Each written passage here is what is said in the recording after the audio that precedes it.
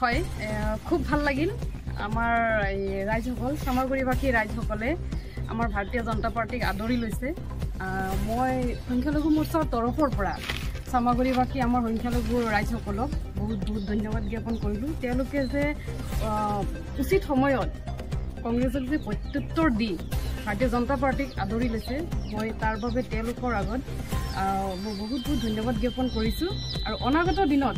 তেওঁলোক যে ভাৰতীয় জনতা পাৰ্টিৰ হৈ কাম কৰিব সেইখিনি মই আশাবাদী আৰু আশা ৰাখিলোঁ কাৰণ তেওঁলোকে বুজি উঠিছে জানি উঠিছে যে কংগ্ৰেছ চৰকাৰ ভট্টাচাৰ অত্যাচাৰৰ চৰকাৰ ইয়াত পৰিয়ালকেন্দ্ৰিক ৰাজনীতি আগৰ পৰাই চলি আহিছিলে বাপেক পুতেক পিছত নাতিয়ে গতিকে এইখিনি ৰাজনীতি এনেকুৱা এটা ঘৃণনীয় ৰাজনীতি আমাৰ সামগ্ৰীবাসী ৰাইজে এইবাৰ ভালকৈ প্ৰত্যুত্তৰ দিছে আৰু আমাৰ বিপ্লৱৰঞ্জন শৰ্মা ডাঙৰীয়া তেওঁলোকে আদৰি লৈছে তাৰ কাৰণে সামগ্ৰীবাসী ৰাইজক মই অশেষ অশেষ ধন্যবাদ জ্ঞাপন কৰিছোঁ লাউখোৱা ব্লকৰ মহিলা মৰ্চা সম্পাদিকা 10 বছৰ ধৰি ভাৰতীয় জনতা পাৰ্টিৰ মোৰ মানে কথা হ'ল এতিয়া যে আমাৰ সামগ্ৰী বিপ্লৱ দাদা পাছ কৰিছে আমি দলে বলে মহিলাসকল আফ্ৰিন বাইদেউকো লৈ পেলাই আমি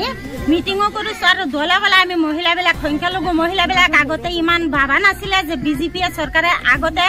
কিমান কৰিছে সেইখিনি ভবা নাছিলে পিছত মানে লাহে লাহে কি হ'ল আমাৰ সংখ্যালঘু মহিলাবিলাকে বুজি পালে